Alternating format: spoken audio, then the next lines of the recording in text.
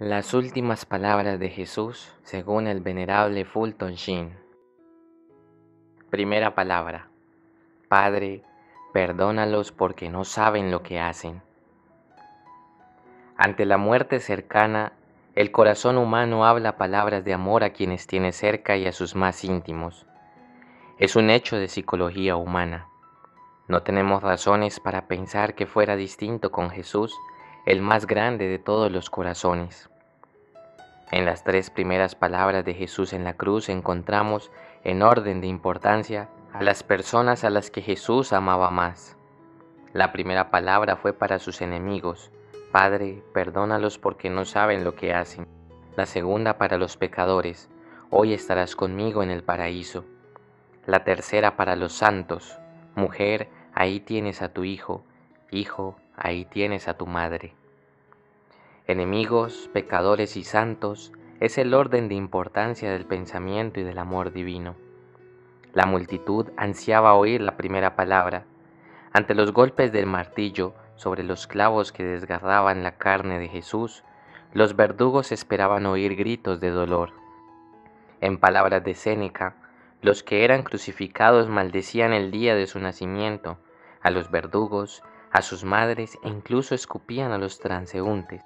Cicerón dice que en ocasiones era necesario cortar la lengua a los crucificados para no oír sus blasfemias. Los verdugos del Calvario esperaban de Jesús un grito que nunca oyeron. Escribas y fariseos esperaban igualmente un grito, segurísimos de que el que había dicho: amen a sus enemigos y hagan el bien a los que los odian, clavado ahora de pies y manos en una cruz, olvidaría ese evangelio, porque la agonía y los dolores insoportables harían caer toda resistencia y no podría salvar las apariencias. Todos esperaban un grito, pero ninguno, excepción hecha de 3 personas que estaban al pie de la cruz, esperaban el grito que oyeron. Como la fragancia de algunos árboles que bañan en perfume el hacha que los derriba, así Jesús, el enorme corazón del árbol del amor, desde sus profundidades dejó escapar no un grito, sino una oración: Padre, perdónalos porque no saben lo que hacen. Oración suave, dulce y desarmada del perdón y el indulto. ¿Perdonar a quién? ¿A los enemigos? ¿Al soldado que le dio un puñetazo en el tribunal de Caifás? ¿A Pilatos, el político que por amistad al César condenó a Dios? ¿A Herodes, que ante los trapos de un inútil se vistió de sabiduría? ¿A los soldados que mantuvieron suspendido entre el cielo y la tierra al Rey de Reyes? ¿Perdonarlos? ¿Perdonarlos por qué? ¿Porque saben lo que hacen? No, porque no saben lo que hacen. Si hubieran sabido lo que estaban haciendo y continuaran aún en ello, si supieran el terrible crimen que estaban cometiendo sentenciando a muerte a la vida, si supieran qué abominación contra la justicia era preferir a Barrabás sobre Cristo, si supieran la crueldad que fue tomar los pies del que pisó las eternas colinas y mantuvo las ramas unidas al árbol, si hubieran sabido lo que estaban haciendo y aún así siguieran haciéndolo, sin darse cuenta de que la misma sangre que estaban derramando era capaz de redimirlos, ellos nunca serían salvados. ¿Por qué habría que condenarlos si ignoraban el crimen horrendo que cometían al crucificar a Cristo? Solo la ignorancia de su gran pecado los llevó al corazón de ese apagado grito desde la cruz. Nos salva la ignorancia y no el conocimiento. Los ángeles caídos, los grandes espíritus guiados por el portador de la luz, Lucifer, dotados de inteligencia superior, pudieron ver las consecuencias de cada una de sus decisiones en forma tan clara como decir que 2 más 2 son 4. Para ellos no hay redención porque la decisión que tomaron fue irrevocable. No hubo camino de retorno y por ende no hubo redención. Sabían perfectamente lo que hacían y fueron excluidos de oír aquel grito que salió de la cruz. No salva el conocimiento sino la ignorancia. Nuestra inteligencia, comparada con la de ellos, es como la de un niño. Ay de nosotros si supiéramos lo abominable del pecado y continuáramos pecando. Ay de nosotros si conociéramos la abundancia del amor que nos vino con la encarnación y nos negáramos a alimentarnos del pan de la vida. Ay de nosotros, si supiéramos los caudales de amor y entrega que hubo en el sacrificio de la cruz, y siguiéramos rechazando llenar de amor el cáliz de nuestro corazón. Ay de nosotros, si conociéramos las montañas de misericordia que hay en el sacramento de la penitencia, y rehusáramos doblar nuestras rodillas a las manos del sacerdote que tiene el poder de atar y desatar en el cielo y en la tierra. Ay de nosotros, si supiéramos cuánta vida hay en la Eucaristía, y rehusáramos comer el pan que da la vida eterna y beber el vino que nos hace y nos mantiene puros. Ay de nosotros, si conociéramos toda la verdad que hay en la Iglesia, cuerpo místico de Cristo, y como otros Pilatos, le diéramos la espalda. Ay de nosotros, si conociéramos todas estas cosas y permaneciéramos lejos de Cristo y de su Iglesia. Si conociéramos todo esto estaríamos perdidos, pero nos salva la ignorancia. Solo nuestra ignorancia de la bondad de Dios nos excusa de no ser santos. Oración. Amado Jesús, no quiero tener la sabiduría del mundo, no quiero saber en qué fábrica se construyen los copos de nieve, no quiero saber acerca de los lugares que oculta la oscuridad, no quiero saber de dónde brota el hielo, o por qué el sol nace por la montaña en la tierra, o el fuego sube hacia los cielos.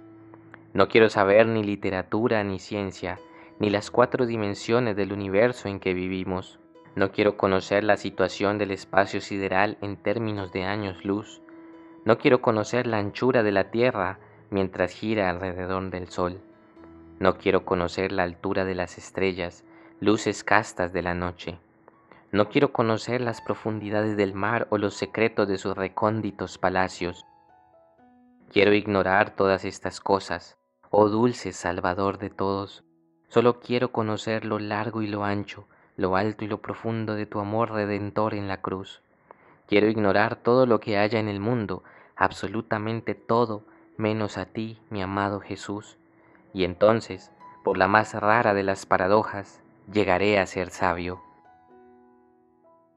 Segunda palabra. Hoy mismo estarás conmigo en el paraíso.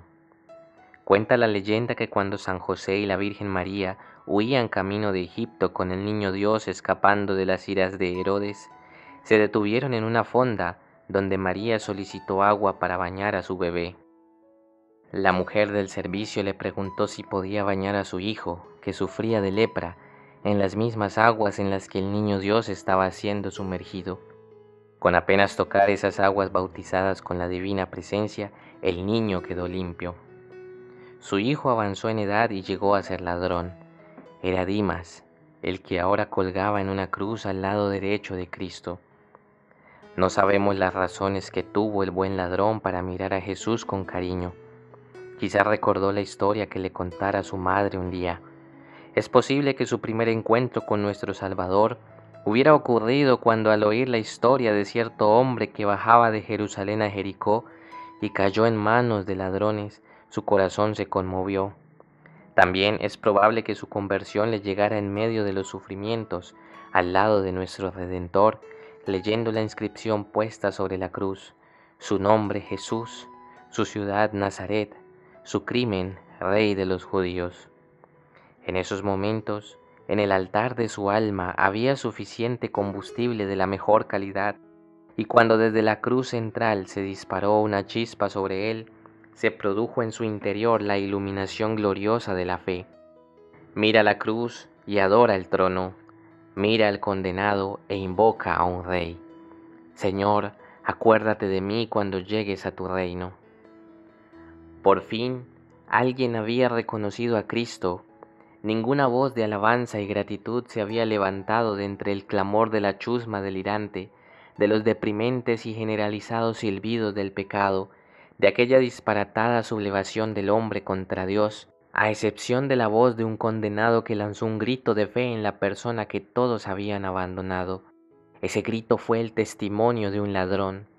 No nos sorprendería si hubiera sido el hijo de la viuda de Naín, al que Jesús había levantado de entre los muertos, si hubiera sido Pedro, a quien Jesús en el monte de la transfiguración le había mostrado su rostro con la brillantez del oro y sus vestidos con la blancura de la nieve, si hubiera sido el ciego de Jericó, al que Jesús abrió los ojos a la luz deslumbrante de Dios, porque si uno de ellos hubiera gritado, es posible que los tímidos discípulos y amigos de Jesús se hubieran reanimado y hasta los escribas y fariseos hubieran creído.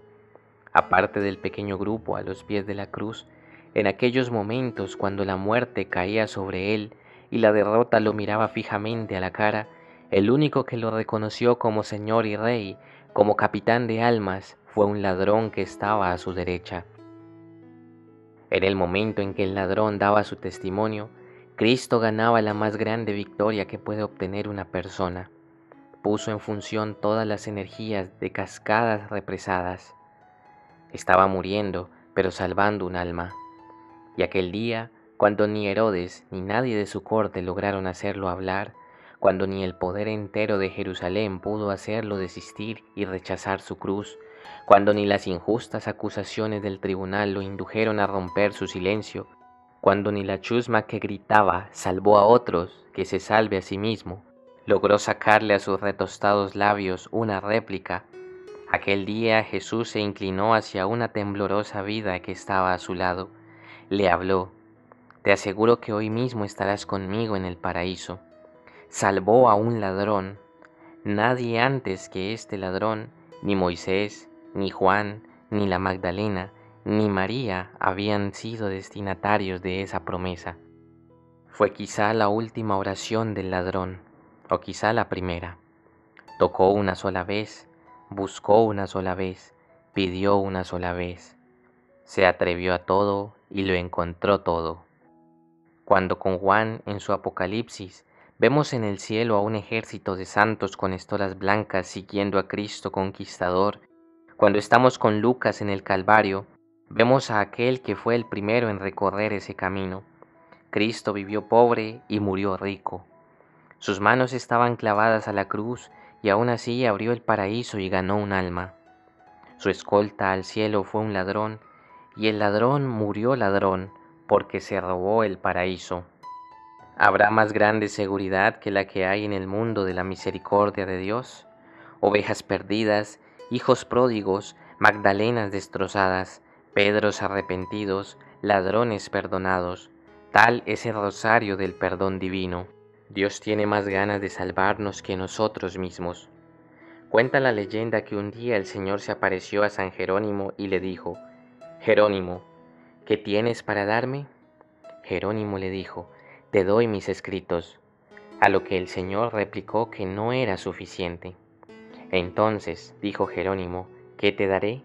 ¿Mi vida de penitencia y mortificación? Pero la respuesta fue: aún así no es suficiente.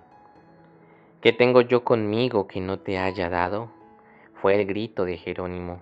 El Señor le respondió: Jerónimo, puedes darme tus pecados. Oración.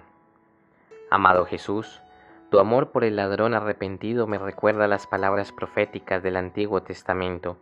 Aunque tus pecados sean rojos escarlata, se volverán blancos como la nieve, y si son carmesíes se volverán tan blancos como lana. En tus palabras de perdón al ladrón arrepentido, entiendo ahora el sentido de tus palabras. No he venido a llamar a justos sino a pecadores. No tienen necesidad de médicos los sanos, sino los enfermos. Hay más alegría en el cielo por un pecador que se arrepiente que por 99 justos que no necesitan penitencia. Ahora veo por qué constituiste a Pedro tu vicario en la tierra, solo después de haberte negado 3 veces, para que la iglesia, de la que Pedro es cabeza visible, entendiera de una vez por todas lo que quiere decir misericordia y perdón. Jesús, empiezo a ver que si yo nunca hubiera pecado, nunca te habría llamado mi Salvador. El ladrón no es el único pecador. Aquí estoy yo. Tú eres el único Salvador. Tercera palabra. Mujer, he ahí a tu Hijo. Desde el grandioso trono blanco de la luz en el cielo salió un ángel de luz. Descendió a las llanuras de Esdrelón en Palestina. Pasó de largo frente a las hijas de grandes reinos e imperios y llegó a una humilde virgen de Nazaret. Se arrodilló en oración y dijo: Dios te salve, llena de gracia, el Señor está contigo. No eran palabras, sino la palabra. y la palabra se hizo carne. Era la primera anunciación. A los 9 meses, el mismo ángel del grandioso trono blanco de la luz en el cielo bajó a las colinas de Judea en Palestina y comunicó a los pastores el gozo del gloria a Dios en las alturas, y les ordenó adorar a Dios, aquel que el mundo no puede contener, convertido ahora en un niño envuelto en pañales y recostado en un pesebre. La eternidad se había vuelto tiempo, la divinidad se había vuelto humana, Dios se había hecho hombre, el Todopoderoso se había vuelto hermano. San Lucas lo expresa diciendo que María dio a luz a su primogénito y lo puso en un pesebre. Esta fue la primera natividad. Más tarde, vemos al joven divino ocupado en la carpintería de Nazaret hasta el día de su bautismo de sangre. En esa carpintería fabrica una pequeña cruz, anticipadora de la enorme cruz que un día llevaría al Calvario. Es fácil imaginar a Jesús en el atardecer de un día de trabajo pesado, en el banco de carpintero, estirando sus brazos y sus manos en agotadora relajación, mientras el sol poniente dibuja en la pared opuesta la silueta de un hombre sobre la cruz. No es raro imaginar a la Virgen María viendo en cada clavo la profecía y la revelación del día en que los hombres fabricarían la cruz para el Dios que había creado el universo. Nazaret se trasladará al Calvario y los clavos del taller se convertirán en clavos de la maldad humana. Desde la cruz cumplirá su última voluntad y testamento. Ya había ofrecido su sangre a la iglesia, había dado sus vestidos a sus enemigos, prometido el paraíso a un ladrón y en minutos entregaría su cuerpo a la tumba y encomendaría su alma al Padre del cielo. ¿A quién entonces le entregaría los dos tesoros, María y Juan, a quienes había amado por encima de los demás? Los entregaría en legado mutuo a ambos. Entregaría un hijo a su madre y entregaría una madre a su amigo. Mujer. Era la segunda anunciación. La noche oscura, el lugar del silencio, el éxtasis de la oración habían abierto el camino a la montaña del Calvario, al oscuro firmamento y a un hijo colgando de una cruz. Pero qué consuelo. Si el que dio el primer anuncio fue un ángel, ahora es la dulce voz de Dios quien da el segundo. He ahí a tu hijo. Fue la segunda natividad. María había dado a luz a su primogénito sin dolor en la gruta de Belén. Ahora daba a luz a su segundo hijo, a Juan, nacido en los dolores de la cruz. Eran los momentos dolorosos del alumbramiento de María, no sólo de su segundo hijo, sino de los millones de hijos que le nacerían en los tiempos posteriores de la Iglesia. Cristo fue el hijo primogénito de María, no porque fuera a tener otros hijos de sangre, sino porque iba a tener otros hijos nacidos de su corazón. La condena de Eva a engendrar sus hijos con dolor se estaba renovando en María, la nueva Eva, porque estaba engendrando los hijos de su corazón en los dolores de la cruz. María fue la madre de Jesucristo, nuestro Salvador, pero es también nuestra madre, no por simple cortesía o por ficción legal o simple metáfora, sino por el hecho de habernos engendrado con sus dolores al pie de la cruz, al pie del árbol del bien y del mal. Por debilidad y por desobediencia a Dios, Eva perdió el título de madre de todos los vivientes. Al pie del árbol de la cruz, mediante su sacrificio y su obediencia, María recuperó para nosotros el título de madre de todos los vivientes. Qué hermoso destino tener a la Madre de Dios como nuestra madre y a Jesús como nuestro hermano. Oración. Oh María, en la primera natividad Jesús nació de tu cuerpo y de tu sangre. Así nosotros, en la segunda natividad, hemos nacido de tu espíritu. Nos engendraste y nos hiciste entrar al mundo nuevo de las relaciones espirituales con nuestro Padre Dios, con nuestro hermano Jesús y contigo, nuestra propia madre. Si una madre no puede olvidar al hijo de sus entrañas, entonces, María, tú nunca olvidarás que somos tuyos. Así como fuiste corredentora en la adquisición de las gracias de la vida eterna, sé también nuestra comediadora en su distribución. Contigo todo es posible, porque eres la madre de aquel que todo lo puede. Jesús, tu Hijo, No te negó lo que le pediste en las bodas de Caná, y tampoco te negará nada de lo que le pidas por nosotros en el banquete del cielo, donde has sido coronada reina de los ángeles y de los santos.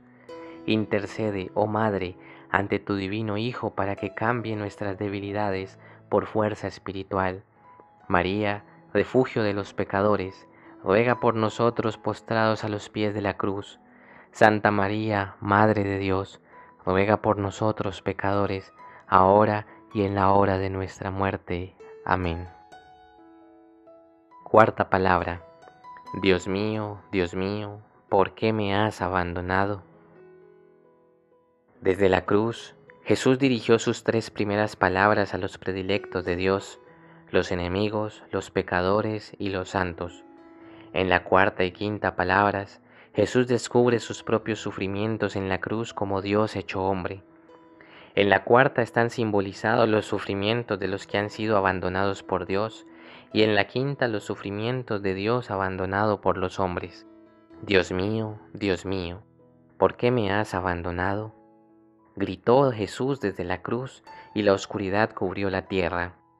¿Será que la naturaleza es indiferente a nuestras penas, como dicen los frecuentes comentarios? Porque vemos que los habitantes de una nación se mueren de hambre y el sol se ensaña cayendo sobre sus terrenos secos y agostados, que los hermanos pelean contra sus hermanos una guerra que convierte los terrenos floridos en campos de sangre, y sin embargo, el pájaro que ha escapado del fuego y abandonado su nido, canta su pequeña canción de paz, que por más destrozados que estén los corazones por la pérdida de un amigo, el arco iris lanza gozoso en el firmamento sus colores, descubriendo a todos el contraste de su sonrisa y la agonía sobre la que brilla. Pero el sol se negó a brillar sobre la crucifixión.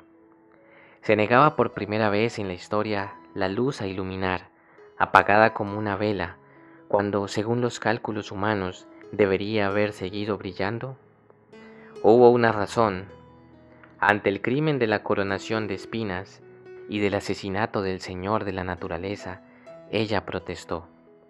Si el alma de Dios reposaba ahora en la oscuridad, también entraría en la oscuridad el sol que Él había creado.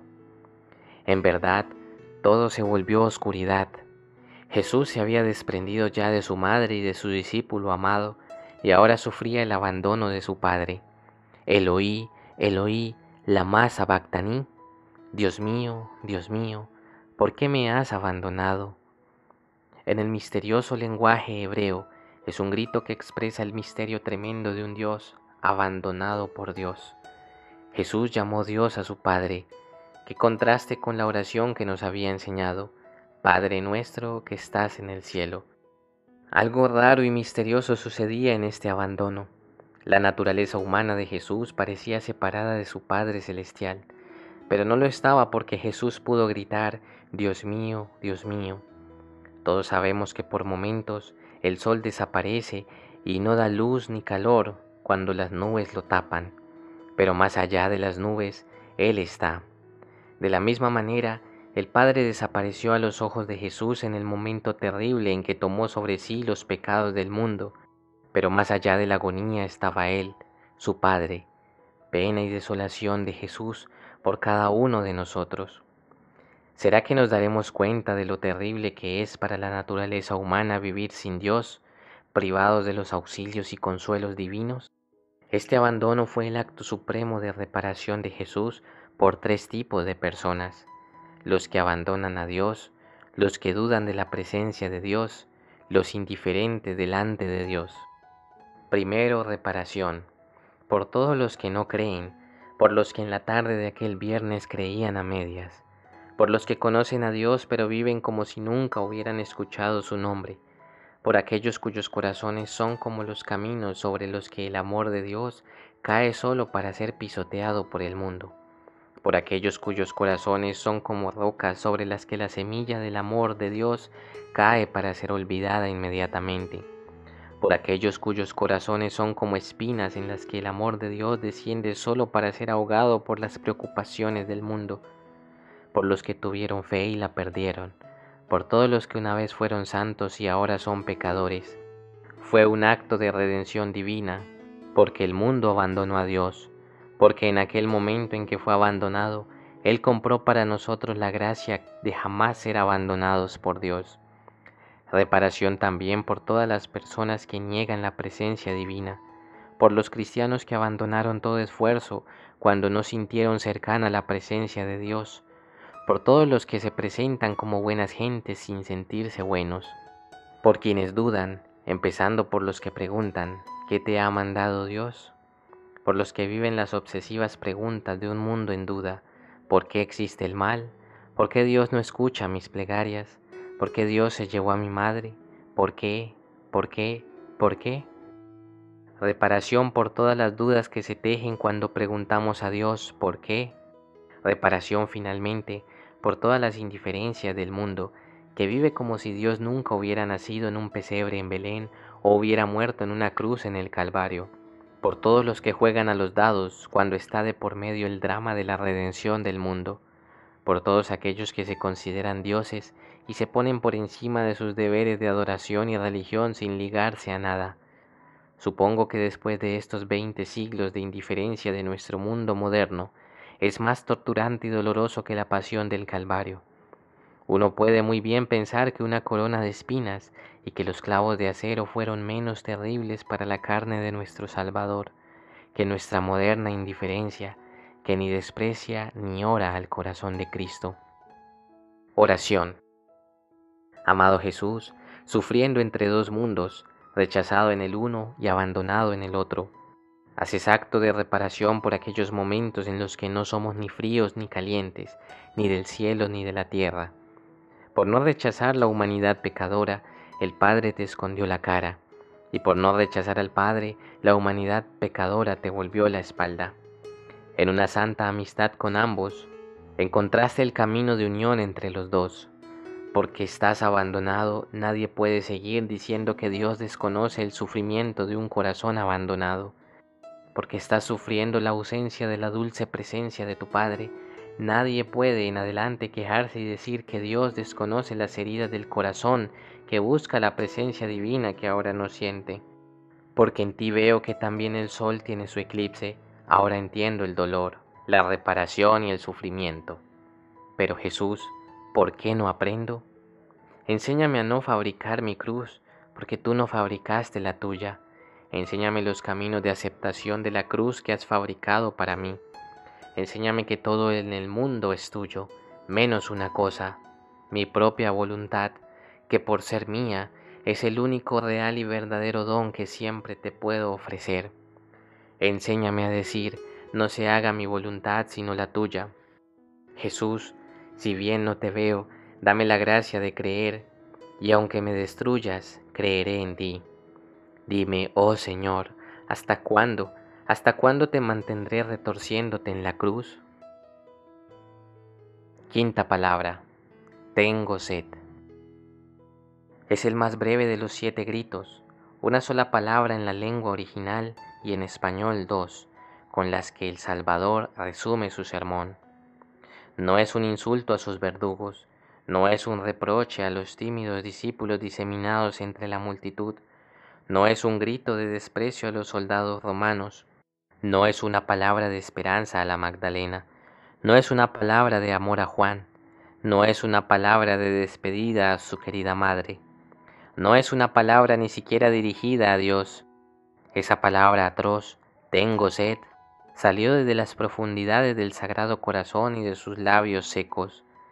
Aquel que puso las estrellas en su órbita y esferas en el espacio, que hizo balancear la tierra en su puño como una baratija, que con las yemas de sus dedos hizo caer planetas y mundos, que tal vez dijo, el mar es mío, y en él las corrientes de miles de valles y de las caídas de aguas en miles de montañas. Jesús, el Hijo de Dios hecho hombre, ahora pide al hombre que es un pedazo de lo que es su obra, que lo ayude, que le dé una gota de agua, no de agua terrena de la que no habla, sino un trago de amor. Tengo sed de amor. Si la cuarta palabra revelaba los sufrimientos del hombre sin Dios, esta quinta palabra fue la revelación de los sufrimientos de Dios sin el hombre. El Creador no puede vivir sin su criatura, el pastor sin sus ovejas, la sed del amor de Cristo sin las aguas del alma de los cristianos. ¿Qué ha hecho Jesús para tener derecho a tu amor? ¿Qué tanto te ha amado Dios? Oh, si conocieras el don de Dios y cuánto te ha amado. Estas son algunas resonancias profundas de la palabra amor, tan usada y tan mal entendida. Amor es dar, y Dios dio su poder a lo que era nada, su luz a la oscuridad, su orden al caos. Esto se llama creación. Amor es comunicar los propios secretos a quien se ama, y Dios expuso en las Escrituras todos los secretos de la naturaleza, todas sus grandes esperanzas por la humanidad caída. Esto se llama revelación. Amor es sufrir por quien se ama. Hablamos de flechas y dardos de amor, algo que hiere. Dios sufrió por nosotros en el árbol de la cruz, y no hay amor más grande que dar la vida por los que amamos. Amor es llegar a ser un solo ser con quien se ama, unidad de espíritu y no solo de carne. Y Dios nos amó hasta instituir la Eucaristía para que pudiéramos vivir en Él y Él en nosotros, en la unidad inefable del pan de vida. Amor es anhelar vivir en eterna comunión con quien se ama, y Dios nos amó hasta prometernos las mansiones de su Padre. Tendremos la paz y la felicidad que el mundo no puede dar, ni el tiempo arrebatar. Esto se llama paraíso. En la cruz quedó consumado todo el amor de Dios. Cristo lo hizo todo por su viña, no faltó nada. Si derramó todas las aguas de su eterno amor en nuestros corazones sedientos, ¿cómo podría asombrarnos la sed de amor que siente ahora? Él tiene derecho a nuestro amor porque el amor perfecto es recíproco. ¿Por qué no le respondemos? ¿Por qué dejamos que el corazón divino muera con sed de amor de nuestros humanos corazones? Con cuánta razón se queja con el poeta. Extraña, fútil cosa miserable. Dime, ¿cómo podría ser amada? ¿No he hecho ya demasiado de tu nada para hacerte sin mérito aceptable? Pizca de barro, ¿acaso tú no sabes cuán poco amor te cabe? ¿Quién hallarás que te ame? Solamente yo, que cuanto te pido te he quitado, para que me lo pidas de prestado y lo dé misericordiosamente. Oración. Amado Jesús, lo has entregado todo por mí y no has recibido nada de mí. Muchas veces viniste a recoger el vino en la viña de mi alma y encontraste pocas uvas. Muchas veces buscaste y no encontraste nada. Tocaste y la puerta de mi alma estaba cerrada para ti. Muchas veces me pediste una gota de amor y solo te ofrecí amargura y mal humor. Jesús, muchas veces tuve miedo de ti porque para tenerte a ti tenía que renunciar a lo demás. Había olvidado que si tenía la llama podría olvidar la chispa. Había olvidado que si tenía el sol de tu amor podría olvidar la llama de un corazón humano. Había olvidado que si mi felicidad completa eras tú, podría olvidar los gozos de la tierra. Jesús, mi historia es una historia triste de negaciones. Recibí tu corazón y no te di el mío, ni te devolví amor por amor. Jesús, dame el dulce don de la simpatía por ti, que vale más que todos los regalos humanos. Soy una piedra y no una oveja que soporta bajo tu cruz el conteo gota a gota de la sangre que pierdes lentamente sin derramar una lágrima. No pasó así con las mujeres que te amaban y que con mucha pena se lamentaban por ti. No pasó así con Pedro que lloró amargamente, ni con el ladrón que se conmovió. No pasó así con el sol ni con la luna, que escondieron sus rostros en un cielo sin estrellas. Un horror de enorme oscuridad en abierto mediodía es lo que soy. Y sin embargo, no otro está buscando su oveja. Oh verdadero pastor del rebaño, más grande que Moisés, regresa y mira una vez más y da corazón de carne a una roca. Sexta palabra. Todo se ha cumplido. Desde siempre, Dios quiso hacer al hombre a imagen y semejanza de su Hijo eterno. Después de pintar los cielos de azul y la tierra de verde, hizo un jardín de paraíso como solo Dios podía hacerlo. Allí puso al hombre para darle la forma del Hijo de Dios. Pero de manera misteriosa, el eco de la revuelta de Lucifer llegó a la tierra. Desde entonces, La imagen de Dios en el hombre empezó a perder claridad y terminó borrándose del todo. En su divina misericordia, el Padre Celestial quiso devolver al hombre la gloria que tenía primero, y fijándose en que el retrato fuera igual al original, Dios, que había creado a imagen de su Hijo, decidió mandarlo a la tierra para que la tierra viera una vez más la forma que Dios quiso para el hombre. A fin de llevar a término esta labor, la omnipotencia divina usó elementos de derrota para obtener sus logros. Así participaron en la economía divina de la redención las tres cosas que cooperaron en la caída de los primeros seres humanos. El obediente hombre Cristo se presentó en lugar del desobediente hombre Adán. La humilde Virgen de Nazaret reemplazó a la orgullosa mujer Eva. El árbol de la cruz reemplazó al árbol del jardín del Edén. La redención estaba ahora completa. El trabajo confiado a Jesús por su Padre se había cumplido. Jesús nos había comprado y había pagado por nosotros. Habíamos vencido en una batalla combatida con 5 llagas, horrendas cicatrices en las manos, en los pies y el costado, y no con las 5 piedras con las que David había matado a Goliat. Habíamos vencido en una batalla peleada con carne colgada a modo de mojados trapos bajo un sol oscuro, y no con armas relucientes ante un sol de mediodía. Habíamos vencido en una batalla en que el grito es: Padre, perdona, y no aplasta y mata. Habíamos vencido en una batalla combatida con chorros de sangre, no usando balas de acero. Habíamos vencido en una batalla en la cual quien mató al enemigo había perdido.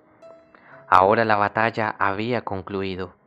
En las 3 últimas horas, Jesús se había ocupado de los negocios de su Padre.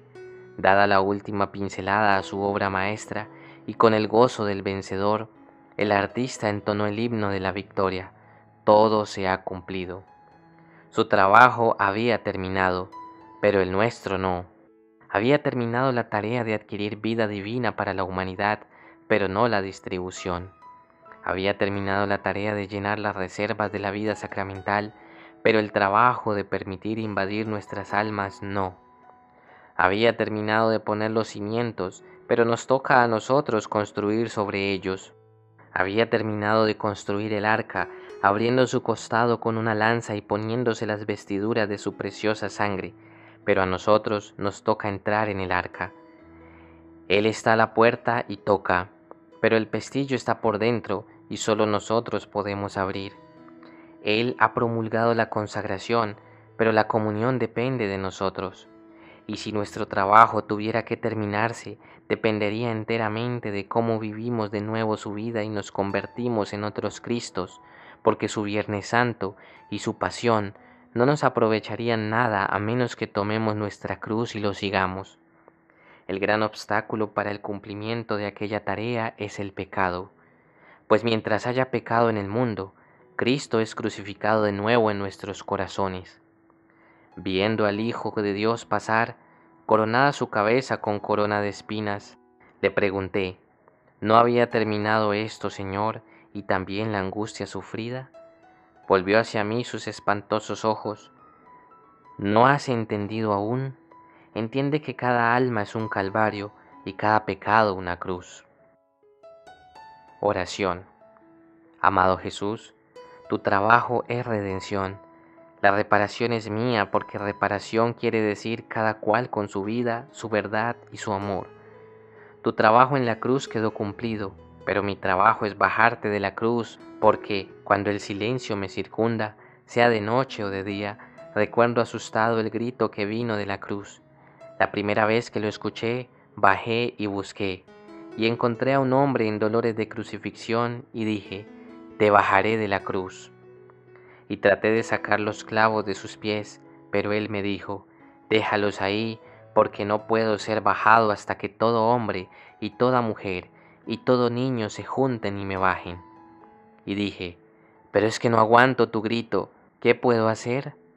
Y él dijo: ve por el mundo y dile al que encuentres que hay un hombre en la cruz. Tú estás en la cruz y tenemos que bajarte. Has colgado lo suficiente. A través de tu apóstol Pablo nos dijiste que los que son tuyos han crucificado su carne y sus concupiscencias. Mi trabajo entonces no ha terminado hasta que no tome tu puesto en la cruz, porque mientras exista un Viernes Santo en mi vida, nunca podrá haber en mi vida un domingo de Pascua. Mientras use las vestiduras del necio pecador, jamás se dará la ropa blanca de la sabiduría. Mientras haya una corona de espinas, allá jamás habrá un cuerpo glorificado. Mientras haya una batalla, allá nunca se dará una victoria. Mientras haya sed, no habrá jamás la frescura del cielo. Mientras haya una cruz, nunca habrá una tumba vacía. Enséñame, Jesús, a terminar mi tarea, pues es justo para los humanos sufrir antes de entrar en su gloria. Séptima palabra. Padre, en tus manos encomiendo mi espíritu. Adán salió a buscar alimento siguiendo la ley que le impusiera Dios de ganarse el pan con su trabajo. En el campo se topó con el cuerpo exánime de su hijo Abel. Lo levantó en sus brazos, se lo llevó a Eva y lo puso en su regazo.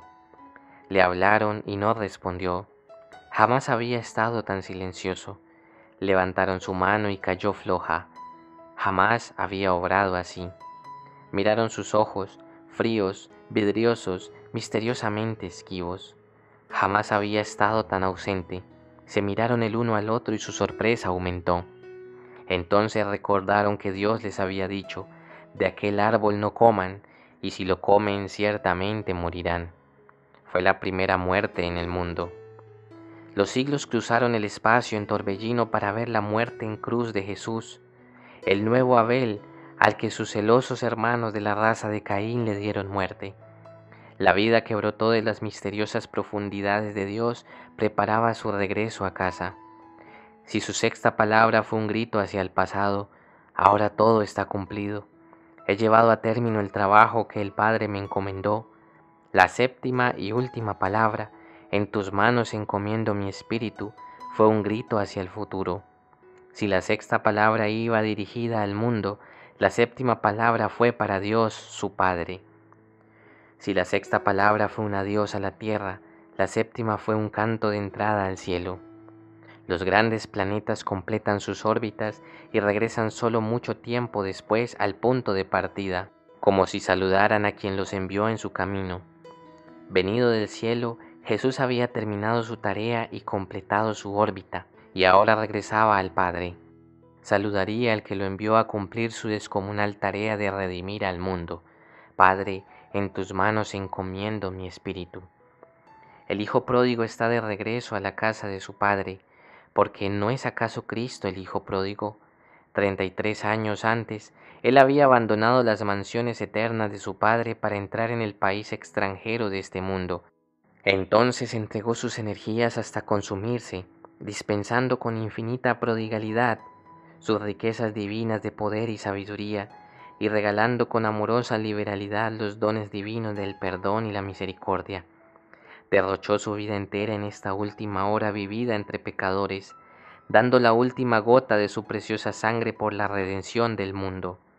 No tuvo alimento alguno sino los rezagos del desprecio, la arrogancia y la hiel amarga de la ingratitud humana. Preparaba su camino de regreso a la casa de su padre, y antes de ver su rostro, irrumpiría en su última y perfecta oración desde la cruz. Padre, en tus manos encomiendo mi espíritu.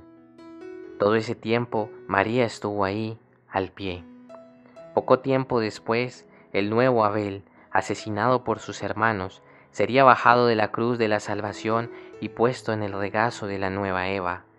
Sería la muerte de las muertes, pero cuando llegue ese trágico momento, podría parecer a los ojos áridos en lágrimas de María que Belén ha regresado. La cabeza coronada de espinas, la que no tenía dónde reclinar la cabeza, en la nublada visión de María, parecía la cabeza que ella puso sobre sus pechos en Belén. Esos ojos casi apagados ante los que el sol y la luna se oscurecieron. Eran los mismos ojos que ella había amado en el pesebre hecho de pajas. Los pies inmóviles, remachados con clavos, le parecían una vez más los pies de su hijo niño frente a los que los reyes magos habían depositado oro, incienso y mirra. Los labios, ahora secos y untados de sangre, se parecían a los labios rojizos que una vez en Belén se alimentaron de la Eucaristía de su cuerpo. Las manos, que ahora no podían sostener nada a excepción de las heridas, se parecían una vez más a las manos de su niño, no suficientemente largas para tocar las enormes cabezas del ganado. El abrazo a los pies de la cruz parecía el abrazo al lado del pesebre, en aquella triste hora de muerte que siempre nos hace pensar en el nacimiento. Es posible que María pensara que Belén había regresado. Oración. No, María, Belén no ha regresado.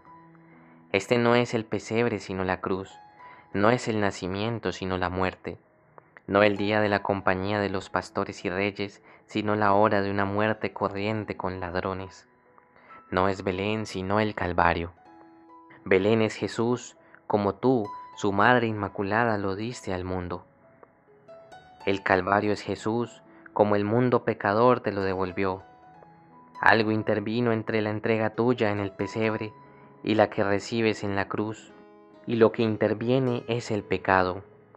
María, esta no es tu hora, es mi hora de maldad y pecado. Si no hubiera pecado, la muerte no merodearía con sus alas negras cerca de su cuerpo sangrante.